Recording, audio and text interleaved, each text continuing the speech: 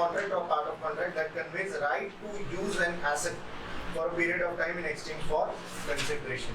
ठीक है, lease contract के तहत आपके पास एक ऐसा एसेट आ जाता है जिसका सिर्फ इस्तेमाल करने का अधिकार है आपको, वो एसेट आपका नहीं है। एसेट ये प्रीमाइस लीज पर प्रोटोकॉल कैपिटल ने लीज पर लिया, इस्तेमाल कर सकते हैं, मेरा नहीं, for some consideration for a given period of time.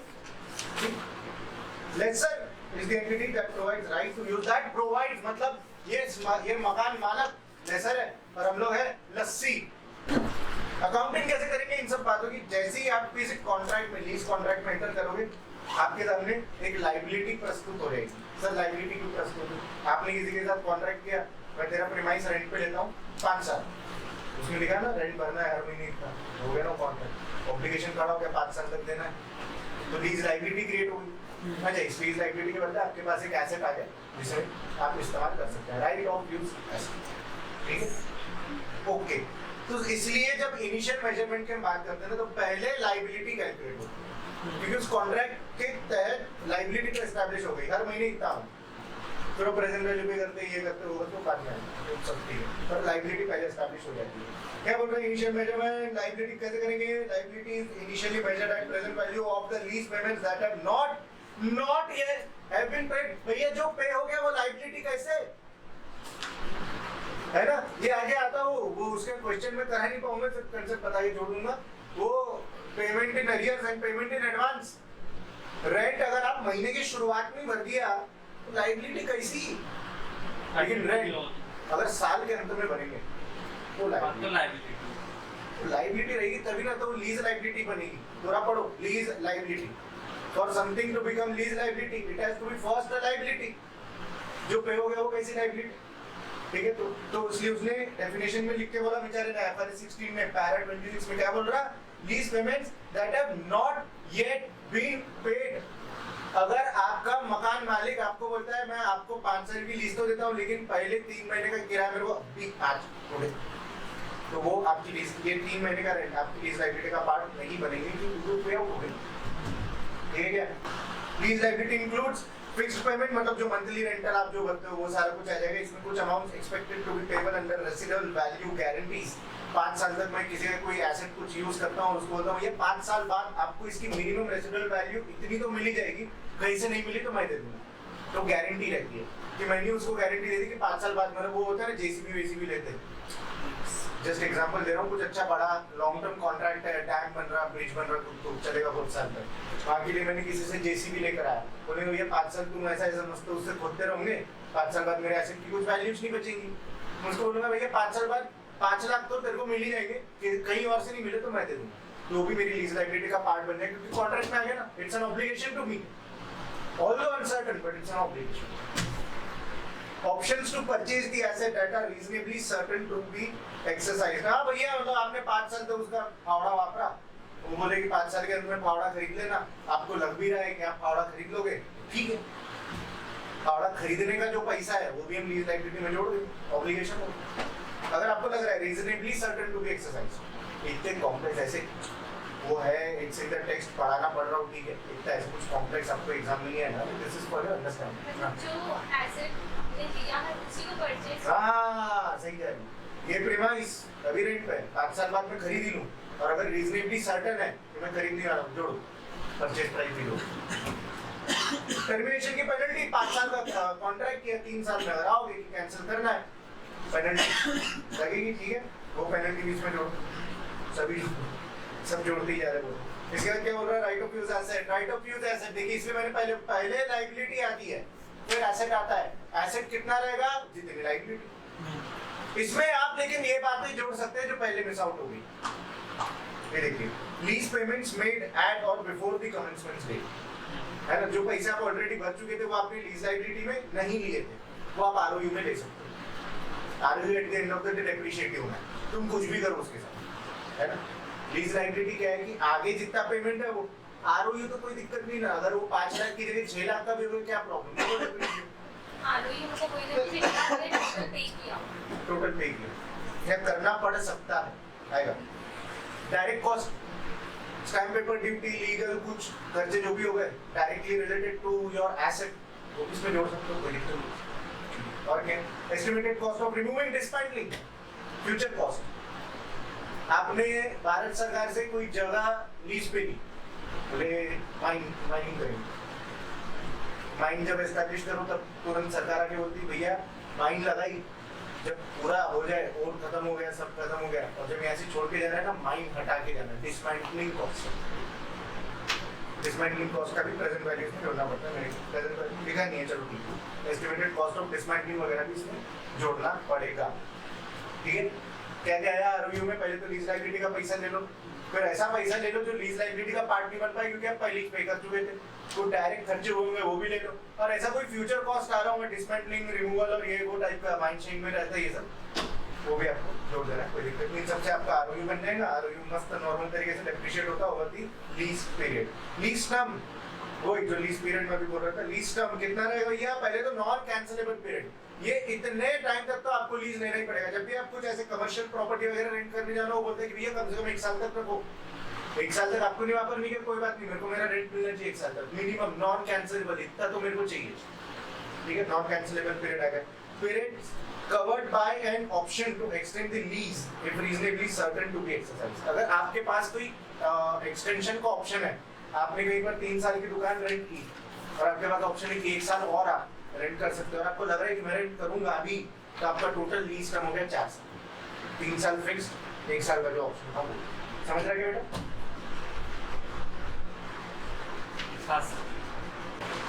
फिर क्या बोल रहे हो, periods covered by an option to terminate the lease if these are reasonably certain not to be exercised, कि वो ना आपको कुछ समय देगा। कभी कभार क्या होता है, जब नई जगह रहती तो आपको बोलता है आप रहो यहाँ पे, आपको छोड़ना है तो छोड़ना है, टर्मिनेशन का ऑप्शन है, टर्मिनेशन का ऑप्शन है, लेकिन आप उसको एक्सरसाइज नहीं करने वाले। It is not part of fixed या नॉन कैंसिलेबल टर्म। क्या होता है, आप कुछ रिमोट एरिया में रहने गए, एकदम बिल्कुल पहाड़ी में किसी ने घर बनाया, रहो 2 साल तक आप ट्राई करो, पहले कस्टम हो जाओ, जमा तो नहीं जमा हो जाए, 10 साल का टोटल लीज टर्म रहेगा, शुरुआत के 2 साल आर कैंसलेबल। अब 2 साल के अंदर आप कैंसिल कर सकते हो लीज, पर आपको लग रहा है कि आप कैंसिल नहीं करोगे, आपको लग रहा है कि आप कैंसिल नहीं करोगे, तो जोड़ना इसको भी लीज टर्म में। कैंसिलेबल पोर्शन है, पर अगर आपको लग रहा है कि आप कैंसिल नहीं करोगे तो जोड़ो लीज टर्म में। फ्यूचर सर्टेन है तो जोड़ो, नहीं है तो छोड़ दो, ठीक। Let us practice कितना theory question है ये, general question है। At what amount does IFRS 16 leases require a lessee to measure an ROU asset? And तो नहीं होना चाहिए, a ROU asset acquired and lease. Lease liability plus direct cost plus incentive received. है? Incentive की किसने बात की? Lease liability minus direct cost हो नहीं सकता। Lease liability plus direct cost plus amount paid before owner, ये third वाला हो सकता है। Lease D होगा। सी होगा सर, सी होगा सी। गीत को समझे बेटा, गीत सी है बेटा इसका आंसर। ओके, अगला क्वेश्चन करेंगे, आ जाओ फटाफट से। क्या बोलना है इसका? 1 अक्टूबर 2005 Tresco company acquired the right to use an item of plant under a 5-year contract. The contract meets the definition of lease under IFRS 16 leases. Terms of contract require an immediate deposit. ओ भाई, ये 2 million आएगा कि lease liability में आएगा क्या रे? सब चमकादड़ नहीं आएगा, 2 मिलियन नहीं आएगा, ये इमीडिएट पेमेंट है, हैज बीन पेड, जो पे हो चुका वो लायबिलिटी नहीं बनेगी, लेकिन इसके बाद 5 पेमेंट करने आपको 6 मिलियन के, paid annually in arrears commencing on 30 सितंबर 2006, है ना, ईयर एंड पे। Correct, present value of future दिया है, ओए present value of future lease payment 22 million, हाँ 2 हाँ दिया हुआ है। हाँ क्या बोल रहा है, रेट इम्प्लिसिट 10% के रेट पे इसको प्रेजेंट वैल्यू पे खींचा गया, मतलब आपका टोटल पेमेंट कितना था बेटा? 6 मिलियन इंटू 5 साल है ना, 30 मिलियन था। उस 30 मिलियन की आज की वैल्यू कितनी आ रही राजा? 22, जो भी वो लिखा है 745, ठीक है, यहाँ तक पहुंचे हैं सब लोग। What is the carrying amount of the lease? ओ भाई खेल गया आपके साथ, मेरे को मेन क्वेश्चन पढ़ के बताओ वो पूछ क्या रहा। करंट लायबिलिटी पूछ रहा है। करंट लायबिलिटी पूछ रहा है दादा, बहुत छोटी सी चीज लेकिन पूरे मार्क्स लेकर जाने वाली चीज। 2 मार्क का क्वेश्चन है वैसे, तो 2 मार्क के लिए जा रहा हूँ, छोड़ दूंगा मैं। हाँ करो सॉल्व करना है। करंट लायबिलिटी पूछ रहा है दादा, याद रखना थोड़ा सा आप 2-5 मिनट अपना दिमाग लगाएंगे, नहीं लगा तो मैं बताऊँ। अरे वो कंसेप्ट आप जिसके पीछे पढ़िए वो वहाँ का है, वो IFRS 9 का। हाँ आप IFRS 9 मस्त है, ये IFRS 16 में लगा के पढ़िए, इसमें एक ही रेट रहेगा।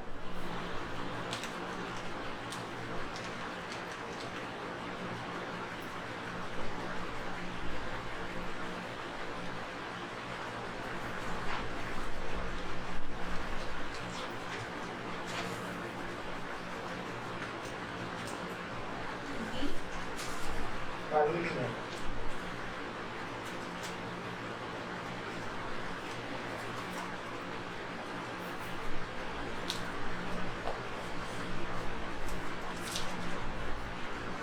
पहले साल को क्लोजिंग कितना है? 19,019। करो, गीत सॉल्व करना है बेटा। आपको सवाल में क्या पूछा है मालूम क्या? 30 सितंबर को करंट लीज लायबिलिटी कितनी रहेगी, ध्यान देना उसकी बातों पे। करंट लीज पूछ रहा है वो, करंट टोटल लायबिलिटी नहीं पूछा है, ध्यान देना उसकी बातों पे।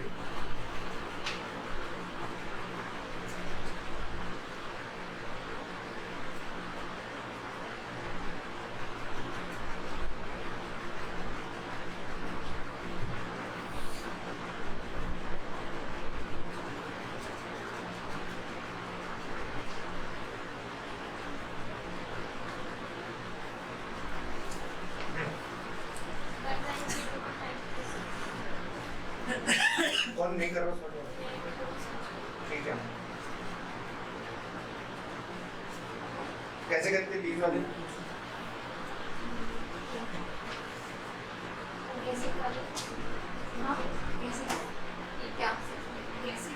देखो आपकी लीज लायबिलिटी कितनी है? ओपनिंग है, उस पे 10% इंटरेस्ट लग जाएगा 1 साल में। हाँ तो लगाओ ना, जोड़ो। माइनस क्यों करेंगे, प्लस करेंगे भाई। हाँ फिर उसमें से आपने 6 मिलियन का पेमेंट कर दिया, वो माइनस कर दो। 6 मिलियन नहीं, 1.2 मिलियन का किया ना मैं उसको। 1.25 इंस्टॉलमेंट्स ऑफ 6 मिलियन एनुअली, हर साल 6 मिलियन दिए हैं। अरे यार सर आ गई तो चिल्लर क्वेश्चन था। चिल्लर क्वेश्चन भी कहा गया इसको, #चिल्लर ट्रेंड होना चाहिए। अरे यार 190190। हाँ ये पहले साल का, ये पता नहीं पहले क्या कर रही है। अरे इंटरेस्ट की वजह से आपकी लायबिलिटी बढ़ती है ना, अरे हाँ तो प्लस करना पड़ेगा। पेमेंट की वजह से आपकी लायबिलिटी कम होती है। हो गया बस। ये वेबकैम का इस्तेमाल एक और लेटेस्ट भाई प्रैक्टिस किट का क्वेश्चन था। अच्छा आ जाओ। हाँ ये जिनको, अच्छा अरे गीत समझेगा बेटा? आया क्या आंसर? आंसर क्या है? आया क्या आंसर की सॉल्व कर रही हो? अच्छा बताना आंसर। ठीक है, तब तक हम बढ़ते हैं सब्सिक्वेंट मेजरमेंट की तरफ। सर वो करंट लायबिलिटी पूछा है तो 19 होगा वो, उसका डिफरेंस होगा ना? 19 टोटल है। हाँ और उसमें से 14 मिलियन नॉन करंट है। हाँ बीच का डिफरेंस करंट। परफेक्ट। 4,98,050 आंसर है। 19 मिलियन आपकी टोटल लायबिलिटी है 30 सितंबर को। फिर आपने अगले साल का कैलकुलेट किया तो वहां की एंडिंग लायबिलिटी कितनी है? 14 मिलियन समथिंग। तो 14 million something non current liability है। वो है ना, वो नॉन करंट लायबिलिटी, क्योंकि वो 30 सितंबर 2007 में शुरू होगी वो लायबिलिटी। ठीक है, हम कहा है अभी भी 30 सितंबर 2006 पे ही है, पर हमने 2007 की भी लायबिलिटी कैलकुलेट कर ली। इस बीच जो भी लायबिलिटी है वो करंट लायबिलिटी है, वो अगले 12 महीनों में पे करनी पड़ेगी। तो आपका आंसर आएगा 40,98,050। एग्जैक्ट आंसर आता है, कुछ एडजस्टमेंट की कोई गुंजाइश नहीं है। अभी हमने क्या कहा? ध्यान से सुनेंगे। पहले साल का क्लोजिंग लायबिलिटी आ गई, वो बेटा आपकी टोटल लायबिलिटी है। उसने सवाल में क्या पूछा है वो ध्यान से पढ़ो। सवाल में पूछा है what is the carrying amount of the lease current liability. हाँ करंट, ये तो टोटल निकाली आपने। आप क्या करोगे, अगले साल को भी अमोर्टाइज करके अगले साल की क्लोजिंग लायबिलिटी निकाल लो।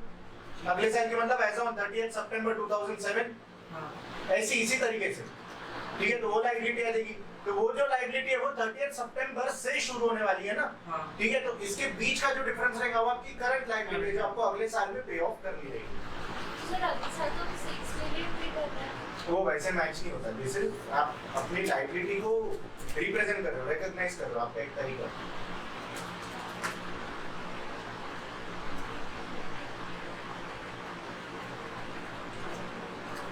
6 मिलियन तो पेमेंट इंस्टॉलमेंट होगी। करेक्ट। ये 1901,500 क्या था सर जो हमने निकाला, ये था वो एज ऑन 30 सितंबर टोटल लायबिलिटी है। उसने आपको करंट पोर्शन पूछा उसका। तो करंट पोर्शन कैसे निकालते हैं, आप नेक्स्ट ईयर का भी लायबिलिटी निकाल लो टोटल, कि अगले साल के एंड में कितनी लायबिलिटी बचेगी और इस साल के एंड में कितनी लायबिलिटी बची, इन दोनों के बीच का डिफरेंस आपको अगले साल पे ऑफ करना है, तो करंट लायबिलिटी में आ जाएगा। अच्छा तो ये जो 1901 जो ना ये 6 मिलियन में से माइनस, ये सिर्फ इस साल का पार्ट था ना। ये टोटल लायबिलिटी है एज ऑन टुडे, आपकी आज की रिपोर्टिंग डेट पर टुडे। 6 मिलियन टोटल नहीं, 6 मिलियन नहीं, 6 मिलियन पेमेंट टर्म्स है।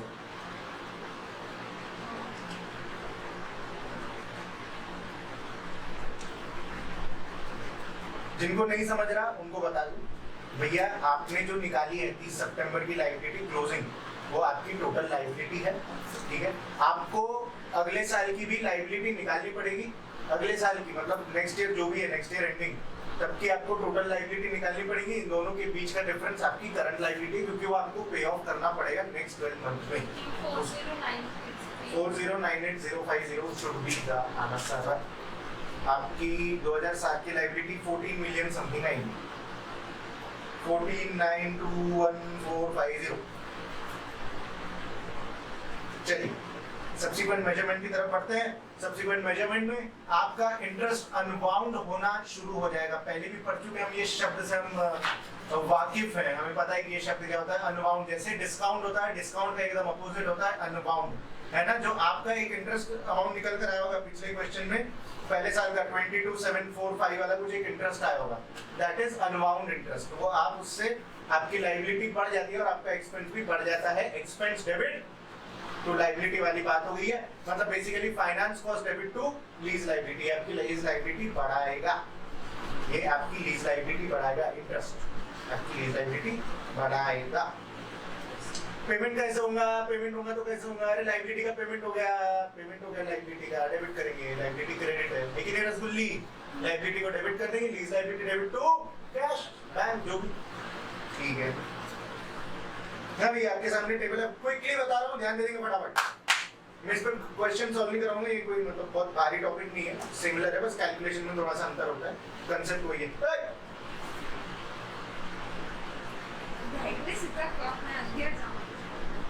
पहले ही आ जाओ। Payment in arrear and payment in advance, इससे थोड़ा सा फर्क पड़ता है अपनी लीज लायबिलिटी की कैलकुलेशन में। पेमेंट इन अरियर मतलब अपना सादा सिंपल जो पिछली करके है ना। 1 अक्टूबर को पगले ने वो किया, कॉन्ट्रैक्ट साइन किया और 30 सितंबर को पेमेंट साल के एंड में अरियर, नॉर्मल वाला जो आप तक हम पढ़ता है। वो आईएफआरएस 9 का अमाउंटाइज टेबल याद है ना, वही चीज, कुछ नया नहीं। उसमें दो कॉस्ट रहते थे, क्यों? क्योंकि there is some interest which you are paying and there is another interest which he is expecting, इसलिए वहां पे दो इंटरेस्ट दिख रहे थे। इसमें कुछ जितने भी डिस्काउंट के उतने भी अनबाउंड करना, ठीक है, सिंपल रखो। एरियर्स में कोई प्रॉब्लम, एरियर्स में कोई प्रॉब्लम नहीं है, प्रॉब्लम जाती है एडवांस में। एडवांस में क्या होता, ध्यान नहीं सबको, एडवांस में क्या होता है, ये पिछला वाला क्वेश्चन अगर बोलता कि पहली इंस्टॉलमेंट में आज ही दे दूंगा 6 मिलियन जो 30 सितंबर 2006 को देने चाहिए थे, वो आज दो, 1 अक्टूबर 2005 को आज ही चाहिए एडवांस पेमेंट, तो वो 6 मिलियन पे इंटरेस्ट लगेगा क्या? नहीं ना, आज ही भर दिया, पैसे लगेगा। मतलब आपकी जो 30 मिलियन की टोटल लायबिलिटी आ रही थी, 30 मिलियन की टोटल लायबिलिटी जो आ रही थी, वो सिर्फ 24 मिलियन रह गई है। हाँ, इंटरेस्ट भी 24 मिलियन पे लगेगा। पढ़े हमने लीज लायबिलिटी वाले उसमें रिकॉग्निशन में। हाँ, क्या बोला, और बिफोर और ऑन दी कमेंसमेंट डेट अगर आपने कुछ पैसा भर दिया तो लीज लायबिलिटी का हिस्सा नहीं बनता। अरे क्यों बनेगा, जब पे कर दिया तो लायबिलिटी कैसी, जो बचा पोर्शन है उस पे ही लगेगा। तो वही बस उतना ही डिफरेंस है। देखिए आप अगर ऊपर देखेंगे पेमेंट इन अरियर्स तो क्या हो रहा है, पहले बैलेंस ब्रॉड फॉरवर्ड आया, उस पर इंटरेस्ट लगा, इसमें अरियर में बैलेंस आया, उस पर इंटरेस्ट लगा, फिर पेमेंट हुआ। ध्यान देना है सबको, पहले बैलेंस आया, उस पर इंटरेस्ट लगा, फिर पेमेंट हुआ। लेकिन जब मैं एडवांस की बात करूं, बैलेंस आएगा, पहले पेमेंट हो जाएगा। मैंने लीज एग्रीमेंट साइन किया 30 मिलियन का, अब भी दोपहर 2 बजे साइन किया, दोपहर 4 बजे उसको 6 मिलियन दे दिए। बैलेंस ब्रॉड फॉरवर्ड लायबिलिटी में कितना था, 30 मिलियन, 6 मिलियन पे कर दिए, अब कितना बचा, 24। जो बैलेंस बच गया, अब इस पे इंटरेस्ट लगेगा। देखिए पेमेंट इन एडवांस 5 साल का है टर्म, तो हमसे 4 साल का 4 साल पे डील, करेक्ट। 5वें साल में है थी ना, 5वें साल के शुरुआत में, मतलब 4थे साल के एंड में आपने 5वें साल का पेमेंट कर दिया, खत्म हो गई, कोई ऑब्लिगेशन ही नहीं बचा। 5वें साल आप मुफ्त, आपका आरओयू दिखता रहेगा, लीज लायबिलिटी 0 होगी। सही बोल रही है। तो आप देखिए थोड़ा सा चेंज है। बैलेंस ब्रॉड फॉरवर्ड एडवांस में, balance brought forward 30 million, 6 million पे हो गया, बचा कितना, 24। वही तो किया उसने, बैलेंस ब्रॉड फॉरवर्ड पेमेंट, फिर सब टोटल पे, फिर इंटरेस्ट था 24 मिलियन। इतना माइनर फर्क है। अरियर में क्या हो रहा था, पहले इंटरेस्ट लग रहा था, फिर पे हो रहा था। अब इंटरेस्ट लगेगा ही कैसे, पहले ही पे करके बैठा। समझ रहे हैं जी? मैं इसको क्वेश्चन नहीं कराऊंगा, कंसेप्ट सेम है, सिर्फ कैलकुलेशन का फर्क है। अगर आप लोग के नोट्स में कोई टेस्ट अंडरस्टैंडिंग दी होगी, आज ही जाके घर पे कर लेना। प्रैक्टिस किट में इतना कोई भाव दिया नहीं है, एडवांस पेमेंट का अलग से कोई क्वेश्चन है नहीं, ठीक है? तो नॉन टर्म लायबिलिटी वो क्यों लिए, मतलब इंटरेस्ट के पहले वाला कैरिंग अमाउंट सेकंड ईयर में, क्या है वापस बोलो। सेकंड ईयर में जो सब टोटल है ना, मतलब पेमेंट के बाद, तो उसको नॉन टर्म लायबिलिटी क्यों अज्यूम करेंगे फर्स्ट ईयर में? फर्स्ट ईयर की फर्स्ट ईयर के हिसाब से सेकंड हाँ। ईयर का ये बैलेंस नॉन टर्म लायबिलिटी होता है, तो ये पेमेंट के बाद क्यों अज्यूम करते हैं? इंटरेस्ट लगाना चाहिए तुम्हारा बोलना, नहीं लगता ना, तो आप ध्यान दो। जब तक आप उस पर इंटरेस्ट लगाने जाओगे, तब तक दूसरे साल का पेमेंट हो गया ना। तो जो बचा दूसरे साल का तो पेमेंट हो गया ना राजा, वो पेमेंट है ना, माइनस जो किया वो पेमेंट है। दूसरे साल का पेमेंट तो हो गया, तो अब जो भी इंटरेस्ट लगेगा वो तीसरे साल के लिए लगेगा। तीसरे साल वाली बात तो बाद में आएगी, वो अभी अपने काम की, इसलिए उसने पहले ही किया। पेमेंट हो गया एक बार, तो आपकी उस साल की लायबिलिटी खत्म, सीधी बात, पेमेंट हो गया, बैलेंस ब्रॉड फॉरवर्ड, पेमेंट पहले ही हो गया, तो जो अमाउंट बचा वो तीसरे साल। थोड़ा सा ऐसा लग रहा होगा, एक आध क्वेश्चन करके देखो, नहीं किए कोई बात नहीं, चलते रहो। एक आध टॉपिक करते हैं ऊपर नीचे। शॉर्ट क्या, short life and low value asset, कुछ चीजें IFRS 16 ने खुद ने डिफाइन करके दे दी बेचारे ने। उसका बोलना है कि कुछ चीजों की उतनी लाइफ ही नहीं रहती, कंप्यूटर और ये नहीं तो वो नहीं तो उसको काहे को इतना लीज वीज पे लाके रखना, मोबाइल इतनी लाइफ ही नहीं रहती है, लाइफ नहीं रहती है, बहुत कम वैल्यू रहती है, लो वैल्यू, तो उसमें लीज वगैरह करने की जरूरत नहीं है। उनको सीधा सीधा आप एक्सपेंस ऑफ कर सकते हो, कोई दिक्कत नहीं है, एक्सपेंस ऑफ टू P&L, ठीक है। अच्छा, जस्ट फॉर अ गाइड, देखिए, although the basis for conclusion indicates a value of 5000 as a guide, the stand, हाँ मतलब उसने लो वैल्यू डिफाइन नहीं किया बेटा, याद रखना, लो वैल्यू डिफाइन नहीं किया, ठीक है। पर एज अ गाइड एक वो नहीं IFRS की कमेंटिंग बॉडी रखो, उनका बोलना 5000 ले सकते, $5000 and below is low value, guide है, जरूरी नहीं। तो क्या बोल रहा है, एक और कुछ बोला, हाँ ये 4 चीजें तो उसने बता दी, tablets, personal computer, telephone, small items of furniture, ये सारी चीजें लो वैल्यू वगैरह में चलेगी, ठीक है, इसमें कुछ खास नहीं हो सकता, ठीक है, ये सब याद रख लेना थोड़ा सा, low value and short life, ठीक है, ये सारी चीजें आपको सीधा सीधा P&L में लेके जाना। अरे सीधी बात है ना यार, मेरे को एक बात बताओ, कोई मैं शॉर्ट लाइफ, कोई मैंने कॉन्ट्रैक्ट साइन किया, कितना ही बढ़ाओ 6 महीने का, कैसे ना उसको प्रेजेंट वैल्यू, मैं तो इतना ROU और लीज लायबिलिटी का जो नहीं ना, एक साथ तो कम से कम नाउ कैसे प्रेजेंट वैल्यू, ठीक, आ जाओ मिड ईयर एंट्री, यार मिड, अरे क्या पढ़ा था, चलो ठीक है, मिड ईयर एंट्री, भाई मैं आपको कंसोलिडेशन के टाइम भी बोल चुका हूँ, मैं वापस बोल रहा हूँ, कोई कॉन्ट्रैक्ट साल के बीच में हो, इसका ये मतलब नहीं कि सिद्धांत पलट गए, अरे लीज तो लीज है ना, just that it is mid year, तो आपका जो इंटरेस्ट रहेगा वो अपोर्शन होगा, उससे ऊपर कुछ नहीं होने वाला, टाइम बीच से इंटरेस्ट लगेगा, तो रिपोर्टिंग डेट तक जितने महीने बचे उसी का इंटरेस्ट लगेगा, इसमें अगले साल, ठीक है, कुछ खास नहीं, आ जाओ मिड ईयर एंट्री, आ जाओ सीधा क्वेश्चन करेंगे। अरे गीत को समझ रहा है कि नहीं? ओ Get Sam company entered into an agreement for the right of use an item of plant for a period of 10 years from April 2005. The agreement required payments of 15,000 to be made annually in arrears. Present value of future lease payments was estimated to be, अरे दे दिया, present value दे दिया 10 साल की है. At the inception of the lease and rate of interest implicit in the lease was 8%. ठीक है. Both lease term and the plant's estimated useful life was 10 years. ठीक है. यहाँ तक डाउट आ रहा है क्या किसी को? उसने प्रेजेंट वैल्यू भी निकाल के दिया. ठीक है. सब आया अपने पास. वो क्या बोल रहा है? Selecting your answer from the option below, what is the total charge to appear in statement of P&L in respect of lease for the 31 दिसंबर को साल खत्म हो गया बेटा. वो बस इंटरेस्ट पूछ रहा है. तो ये पगला वहाँ पे भी जरूरत है. 9 महीने रे राजा. हाँ 9 महीने 9. अरे ये 2017 सितंबर का वो एग्जामिनर रिपोर्ट करे. बाप रे. करो करो चलो जल्दी करो. टाइम पास पूछो. क्या करेगी चीज? अरे वाह कैसे?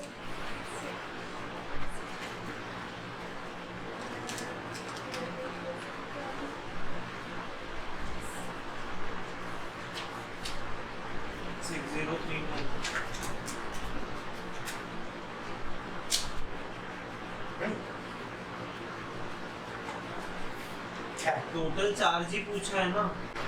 टोटल चार्ज तो सिर्फ इंटरेस्ट का होगा ना कि डेप्रिसिएशन को भी इंक्लूड करें. डेप्रिसिएशन को इंक्लूड करेंगे. अच्छा तो मतलब उसने इंटरेस्ट नहीं पूछा. उसने पूछा पीएनएल में कितना अमाउंट है. इसलिए मैं बार-बार पूछ रहा था. राइट ऑफ उसको अमोर्टाइज कर देते हैं. डेप्रिशिएट. अरे आरओयू एसेट है बेटा तुम्हारा. डेप्रिशिएट होगा. डेप्रिसिएशन भी जाएगा. परफेक्ट है. 9 months का. अब सब 9 months. सर डेप्रिसिएशन एसेट की वैल्यू जो रहेगी उसको करिए. हाँ तो एसेट की वैल्यू कितनी आएंगी? वही तो आएंगी जितनी प्रेजेंट वैल्यू को देंगे कि जो एक्चुअल प्रेजेंट वैल्यू. क्या हो गया? 13588 बी आंसर है. गीत को समझ रहा है क्या भाई? है ना बेटा. उसने टोटल चार्ज टू पीएनएल पूछा. उसने इंटरेस्ट नहीं पूछा है. इसमें इंटरेस्ट प्लस डेप्रिसिएशन. तो इंटरेस्ट कैसे निकालेंगे? आ जाओ फटाफट.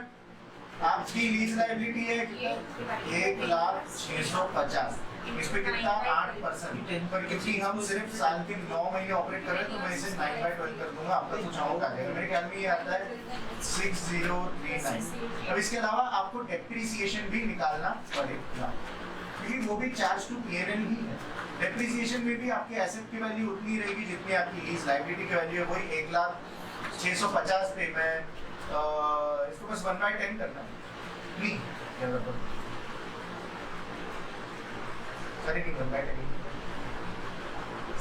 केस स्टडी आपको कराना हाँ.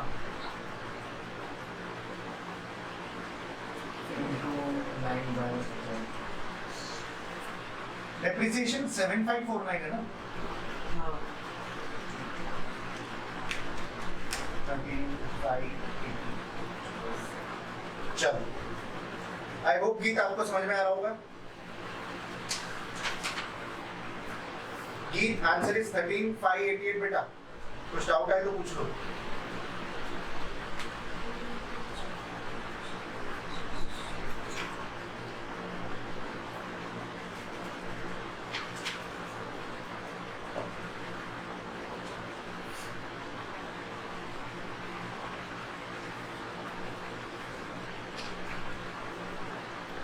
केस स्टडी करेंगे. मुझे करना ही है. तुम लोग वो सेक्शन भी का थोड़ा अंदाजा वो तुम्हारा भी. रुको ये किसका? रुको ना यार. केस स्टडी फटाफट पढ़ेंगे. On 1st April 2007, Fino Company entered into an agreement to gain the right to use plant for a period of 3 years. The agreement meets the definition of lease in accordance with IFRS 16 leases. Initial payment कितना हुआ बेटा? 1 लाख हुआ. Was made on 1st April 2007. जिस दिन हमने lease sign की, जिस दिन हमने कॉन्ट्रैक्ट साइन किया, उसी दिन 1 लाख रुपए पे कर दिए. And the present value of future lease payment is 173,500. payments in respect of the lease are made in advance and are made in advance. ओ भाई lease payment कब हो रहा है बेटा? एडवांस 1 लाख रुपए एडवांस में देने हैं commencing 1st April 2008 तक, ठीक है. The rate of interest implicit is 10%. The lease does not transfer ownership, ठीक है. No purchase option available. Katao. No company incurred initial direct cost of 20,000 to set up the lease and receive lease incentives from the manufacturer. Totally 7,000. Incentives भी मिले हैं, direct cost भी है, lease का एक advance payment भी है और लीज की अपनी फ्यूचर वैल्यू तो है. सब जोड़ो और एकदम माइनस करो, इंसेंटिव माइनस करो ना, इंसेंटिव भी प्लस करो. इंसेंटिव क्यों? इनिशियल पेमेंट ऑफ 1 लाख दिया है वो लीज पेमेंट का ही है ना जो हाँ एडवांस में बता दो. कभी-कभी पहले ही कुछ एडवांस देते हैं और फिर लीज पेमेंट स्टार्ट करते हैं. नहीं वो समझ लो कि हाँ उस साल का payment. Over what period should Fino company depreciate ROU? From commencement of lease to the end of lease term. मतलब है सही पर आधा है. From commencement of lease to the end of useful life of the plant. ये तो गलत ही.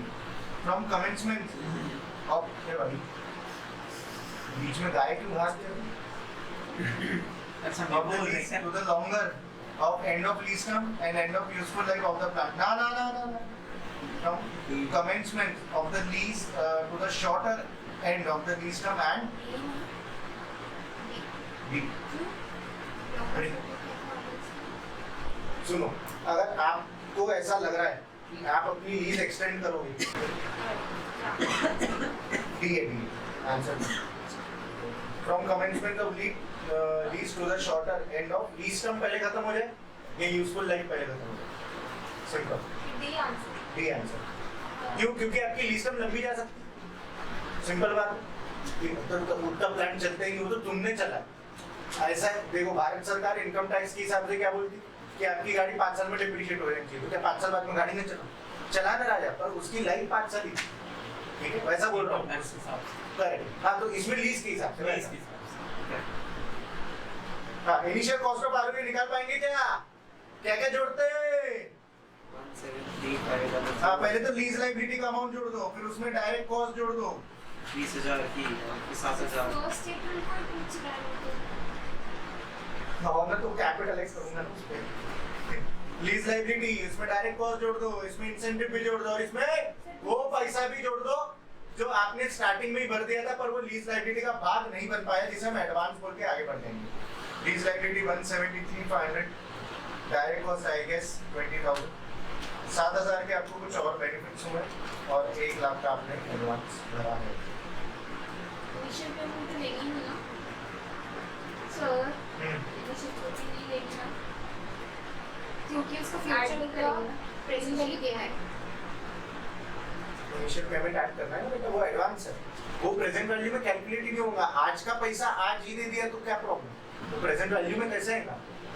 Sir incentives नहीं जोड़ते हैं.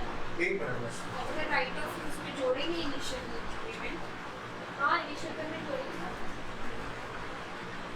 क्योंकि प्रेजेंट वैल्यू तो फ्यूचर लीज को मेरा तो 2,500 इंसेंटिव तो मैं भी जाऊंगा.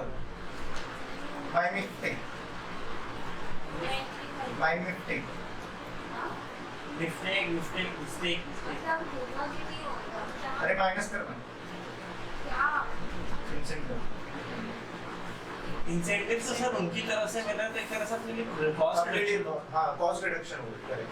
मैं जब से मेरा वही पॉइंट था फिर मैं सोचा जाएगा तो हम गलत हो सकते. हो सकता है क्या बोलूँ. माइनस करना है कि माइनस नहीं छोड़ना नहीं. वो आपको सॉर्ट ऑफ डिस्काउंट हो गया. वैसा समझिए पैसे कम भरने पड़ते वैसे. एक तरह से जो 20,000 भरे 7 वो 13,000. कैशबैक. कैशबैक.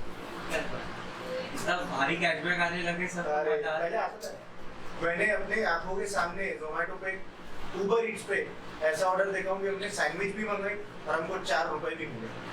पैसे लगे नहीं, 4 रुपए मिले. मेरे ट्यूशन के नीचे एक आनंद बेकरी नाम की शॉप थी.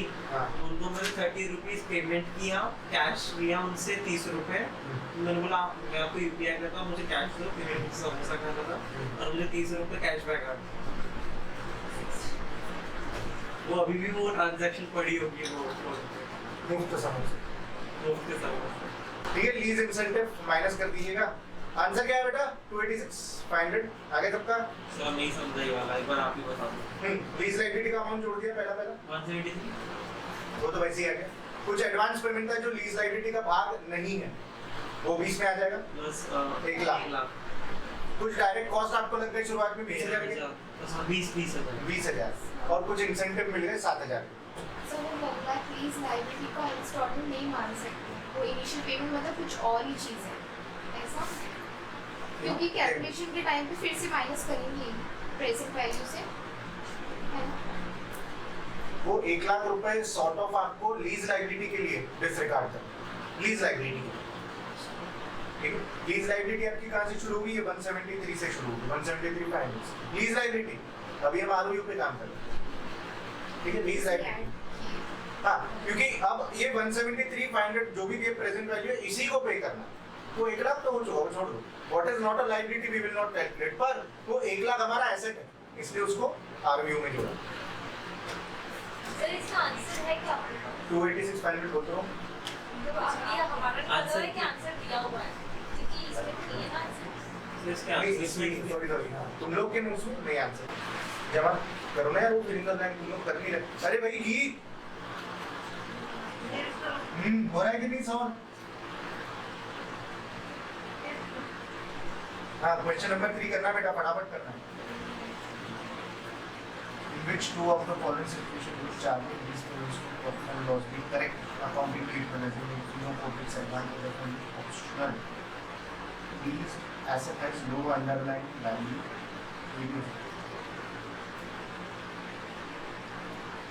अरे ठीक है, कुछ नहीं इसका। अरे 2 मार्क ये उसी का पूछ रहा है। मुफ्त कर दिए भाई, 2 मार्क मुफ्त कर दिए। हे भगवान, हमको पास होना था तो तुमको सब सुन रहा क्या बोल क्या रहा है? चलो हाँ, मेरे को लगा ही लोग इंग्लिश में फेल होंगे, अकाउंट्स में नहीं सर, वो हमने क्वेश्चन भी नहीं पढ़ा ना ये वाला केस स्टडी का। अरे मेरे को तो ये अभी पता चला कि केस स्टडी का क्वेश्चन है। एक दो पदों आप मैं 2 ऑप्शंस हाँ, कौन सी? सेकंड और थर्ड ऐसा अगर ऐसी चीजें सही में पूछ ले, मतलब नहीं, कुछ भी क्वेश्चन पूछते हैं। बहुत ही मतलब क्या है ये, वो चाहता है कि तुम पास हो पर तुम जिद पे अड़ गई, हमको नहीं छोड़ा पास, तो वो भी क्या करेगा? सेकंड हाँ ना। आओ फोर्थ वाला करेंगे, जिनको नहीं समझा I am sorry. Selecting your answer from the options provided, what is the answer क्या है थर्ड का? second option? अच्छा चाहिए था क्या ऐसे? Selecting your answer from the options provided, what is the carrying amount of the liability at 31st March 2008? अच्छा ये डिटेल्स कब की दी हुई है? फर्स्ट 2007 की थी। ठीक है ना, 1 साल बाद का वो करना। क्या बताना है आपको? Carrying amount of the liability, मतलब टोटल लायबिलिटी बतानी है, तो ठीक है ना। कितना 173,500 पे आप इंटरेस्ट जोड़ दीजिए। 173,500 इंटरेस्ट रेट कितना है? 10%। इसमें जोड़ दो 17,350 और माइनस कर दो 1 लाख।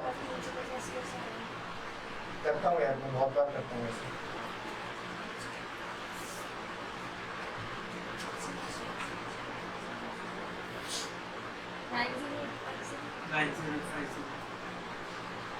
है ना? 90850 दिया है बी 1 मिनट। 173,500 इनका 10% जोड़ा 180 और 80 का माइनस किया 9,800। सर पेमेंट्स इन एडवांस है ना, माइनस करना एरियर नहीं है ना, एडवांस पेमेंट में एडवांस एरियर नहीं है ना। नहीं, हमें निकालनी है 31 मार्च 2008 को, तब तक पेमेंट हुआ ही नहीं। पेमेंट होगा 1 अप्रैल 2008 को। फिर 1 लाख फर्स्ट ईयर में खड़े तो हो गए। 1,90,850 आएगा। 1,90,850। 1 लाख का नहीं है। Perfect, answer is B. Sir ये समझाएंगे हाँ, ये आयशा ऑनलाइन ध्यान से सुनेंगे। आपका पहला लीज पेमेंट कब था बेटा? 1 अप्रैल 2007 को। आपका दूसरा लीज पेमेंट होगा 1 अप्रैल 2008 को। आप अपना रिपोर्टिंग डेट जो है वो बता रहे हैं 31 मार्च 2008। उस दिन तो दूसरा लीज का पेमेंट हुआ ही नहीं है, वो अगले दिन होगा।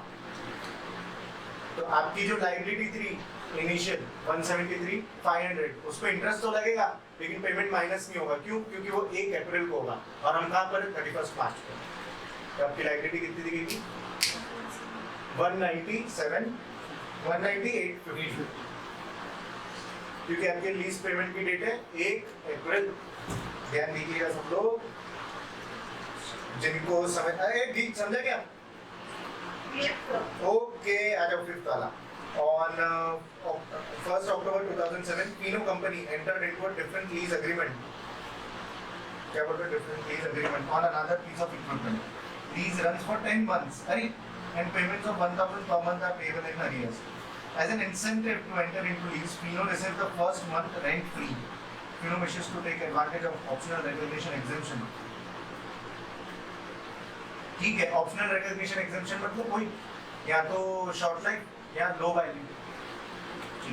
What amount should be recognized as payments under short-term leases in the year ended 31st March 2008? 1 अक्टूबर को भाई ने अपने ये क्या नाम है 1 अक्टूबर 2007 को अग्रीमेंट में गए और 31 मार्च को खत्म हो गया, मतलब 6 महीने। लेकिन यहाँ पर एक कैच है ना, कैच क्या है कि 1 महीना उसको फ्री मिला। 10 महीने थे तो उसने टोटल पेमेंट कितना किया बेटा? 9,000 का ही किया, पहला महीना फ्री मिला। समझ रहा क्या? उसका कॉन्ट्रैक्ट कितने महीने का है? 10। तो $1,000 पर मंथ के हिसाब से 10,000 पे करने चाहिए थे, नहीं करेगा क्योंकि उसको पहला महीना फ्री मिला। ठीक है, तो उसने टोटल पेमेंट कितना किया? 9,000। 9,000 कितने महीनों में? 10 महीनों में। तो हम मान लेंगे पर मंथ लीज पेमेंट है 900। तो 6 महीने की कितनी? 4,500। 5,400। हाँ 5,000। 5,400 ठीक है, 5,400 ऑप्शन बी। समझा क्या? कि बेटा पहला महीना फ्री मिला, ठीक है, आपका लीज टर्म है 10 महीने का लेकिन पहला महीना फ्री मिल गया। तो आपको अब टोटल पेमेंट कितना करना है? 9 महीने का ही करना है, मतलब $9,000। तो हम $9,000 को 10 महीनों में बांट देंगे, which will basically become $900 per month. $900 per month। और इस साल कितने महीने आ रहे हैं? 1 अक्टूबर 2007 से लेकर 31 मार्च 2008 तक कितने महीने हो गए बेटा? 6 महीने हो गए। 6 months into 900 पर मंथ आपका निकल कर आता है $5,400 का टोटल। ये पूरा आपके P&L में चला जाएगा क्योंकि जो ऑप्शनल स्कीम है, रिकॉग्निशन एग्जेम्पशन है, वो ये बंदा ले लेगा। हम आते हैं दूसरे थोड़ा पेचीदा कंसेप्ट पे। आ जाओ, सेल एंड लीज बैक। इसमें तकलीफें जाती है क्या? लोगों का डाउट आगे पढ़े मेरे व्हाट्सएप पर।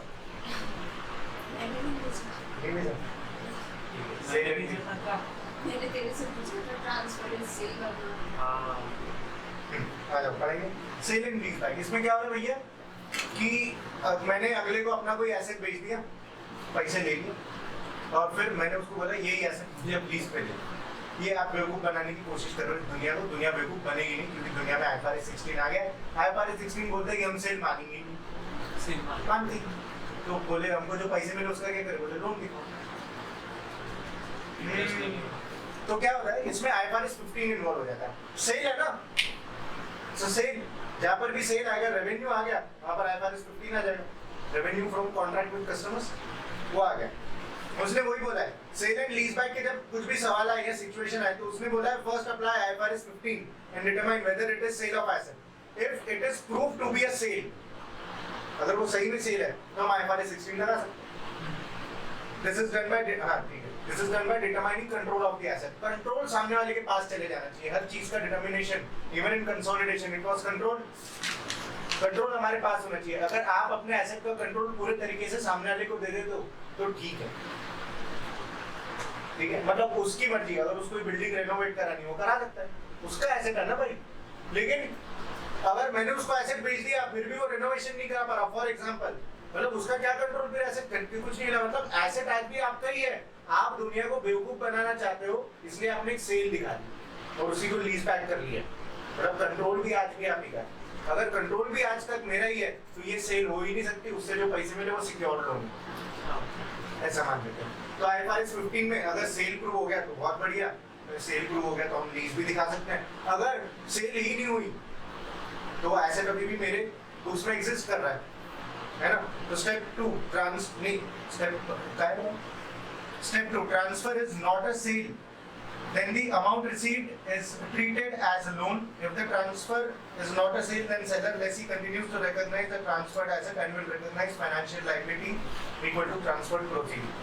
अगर ये सेल नहीं है तो सामने वाले से मिले जो पैसे हैं वो मेरा सिक्योर्ड लोन हो जाएगा, वो एसेट मेरी ही बुक्स में दिखता रहेगा, जो पैसे मेरे को मिले हैं उसे मैं सिक्योर्ड लोन के हिसाब से ट्रीट करूंगा, फिर जो भी इंटरेस्ट लगता रहे कोई आएगा नहीं। अगर ट्रांसफर सेल प्रूव हो जाए तो क्या करेंगे, measure the ROU as proportion of previous carrying amount that relates to the rights retained. बताता हूँ हर एसेट की एक फेयर वैल्यू रहती है, उस फेयर वैल्यू का कुछ प्रोपोर्शन आपका ROU बन जाएगा, है ना। अब मान लो एसेट की फेयर वैल्यू 2 मिलियन आ रही है और आपका ROU 1 मिलियन आ रहा है, मतलब आपने 1 मिलियन का एसेट बेच दिया है, 1 मिलियन का एसेट आज भी आपके पास है एक नए रूप में यूज करने के लिए, ठीक है। किसी एसेट की फेयर वैल्यू 2 मिलियन है और आपका ROU 1 मिलियन है, मतलब उस जो 2 मिलियन का एसेट आप ही के पास था, उस 2 मिलियन का 1 मिलियन का एसेट आपने अपने पास रखा है, not in controllership but to use it, ठीक है। और 1 मिलियन का एसेट आपने सामने वाले को दे दिया, तो उसके हम प्रोपोर्शन निकाल के फिर उसको अकॉर्डिंगली ट्रीटमेंट करेंगे। आ जाओ, तो वो क्वेश्चन के साथ ही समझा दूंगा कैसे करना है। तो ठीक है, इतना समझ में आया। सेल एंड लीज बैक में, सेल एंड लीज बैक में सबसे पहले IFRS 15 अप्लाई होता है। IFRS 15 के हिसाब से अगर ये सेल नहीं है तो मुद्दा वहीं खत्म हो गया, वो एसेट जो था वो आपकी बुक्स में दिखता रहेगा, अगले से जो पैसे मिले उसको लोन बना दो। अगर ये सेल प्रूव हो जाता है तब हम IFRS 16 लगा सकते हैं और जो कैरिंग अमाउंट आएगी it will be proportion of कुछ वो फेयर वैल्यू वगैरह वो पढ़ दें आराम से, डोंट वरी अबाउट। गीत को समझ रहे हैं भाई? ओके, आ जाओ question. On 1st January 2009, Gold Company sold its head office property, which had a carrying amount of 7 million, to a financial institution. आप अगर अपने नोट्स के थोड़े से और डिटेल में जाएंगे, सेल एंड लीज बैक को पढ़ेंगे तो any such sale to a financial institution is not a sale. तो सिक्योर लोन भी हो जाएगा, वही सिक्योर लोन हो, बैंक क्वालिफाइड इंस्टेंट QI भी बोलते हैं किसी को देके, ठीक है। तो ये तो ऐसे ही प्रूव हो गया। For a total of 8 million, carrying amount कितनी? 7 मिलियन। आपने बेचा कितने में? 8 million, which was its fair value on that date. The transaction constituted a sale in accordance with IFRS 15. अच्छा, लिख के दे दिया कि भाई ये सेल है, कोई दिक्कत नहीं है। The accountant of Gold Company recognized profit of 1 million in other income. गलत, ROU recognize करना पड़ेगा। Gold Company immediately entered into an agreement for the right of use to use the head office for a period of 5 years. Under the terms of agreement, Gold Company must make payment of 600,000 per annum payable annually in arrears. काफी आसान, in arrears है 6 लाख हर साल के देने। Present value आपको दी हुई है पूरे 5 साल की 2.1 मिलियन तकरीबन आ रही है और आपको 12% का रेट भी दिया हुआ है। What will be the adjustment required to account for the gain on sale and profit or loss for the year ended 31st December 2009? Enter your answer to the nearest whole dollar. अगर decimal में आता है तो decimal जो भी, अगर 0.5 के ऊपर रहा तो आप यहाँ से अपना डिजिट बढ़ा देना। हे भगवान,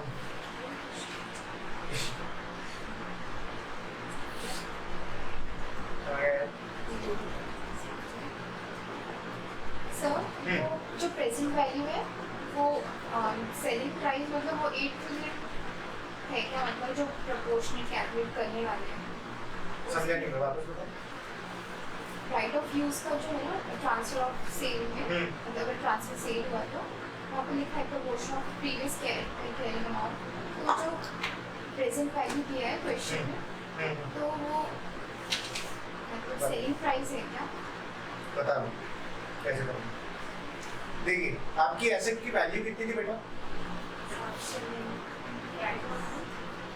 7 million. Fair value fair value 8 million.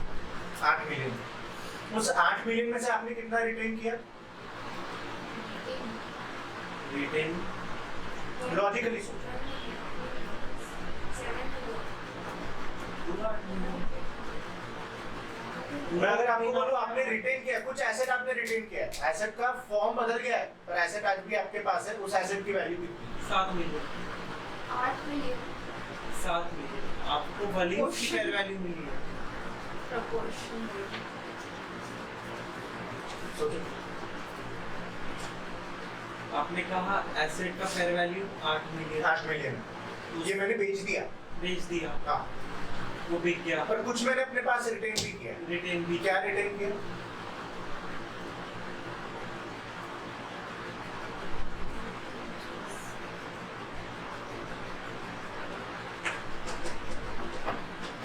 मैंने अपने पास उसे इस्तेमाल करने के राइट्स रिटेन कर लिए। हाँ, वो राइट्स की वैल्यू क्या है? पूरे 8 million.